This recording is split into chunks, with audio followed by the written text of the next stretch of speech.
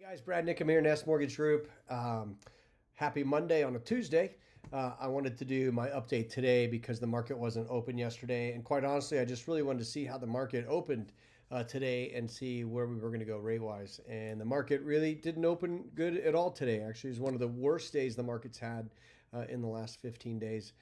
Moving almost 11 basis points up on the 10-year Treasury. And we are seeing the 10-year Treasury get close to that 4% number, which we haven't seen since November, which means interest rates are sliding up and getting higher. And I've put a whole bunch in the message here that I'm not going to do on the video, but you can read through it if you'd like. It talks about the purchase manufacturers index report came out. It didn't come out positive, showing that inflation was coming down.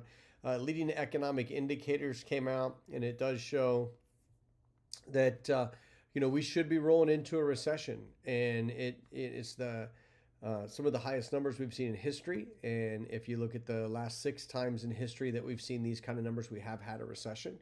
And a lot of us think about recession and talk about recession and think of it as a bad thing.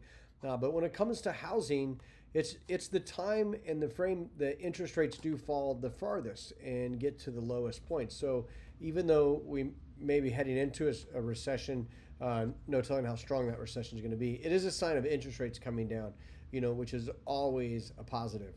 Also, there's a whole breakdown on the existing homes report that came out. And if you read into that report, really what it's telling you is home prices have slowed in their growth, but still year over year are up, still month over month are up. So home prices are continuing to grow. And inventory is down 15.3% from last year's inventory, which we all know is already a problem. So people who are jumping into this market need to understand that nationwide inventory is way down. And it kind of breaks down how many months we have left. And then inside of the report, it talks about how the homes that are for sale, a certain percentage of those are currently listed for sale. So even though they're still pending, they're on that market as existing sales or homes that are available. So really, it shrinks the amount of homes that people can buy, and making that a much harder process. As you guys know, homes are still moving pretty quickly, actually starting to speed up when you look into January's numbers. A couple of the pieces of the report that I found interesting: 31% of sales are first-time home buyers. So those aren't people giving up a 3% rate to get a 7% rate. Those are people that are giving up really high rents to get into their own home. So I think that's why we've seen a surge of the first-time home buyer. And then another group that is really large is 29% of all sales last month were cash sales in America. So again, that's people that currently don't have a mortgage on their home, which is around 40% of the homes in the United States do not have a mortgage on them.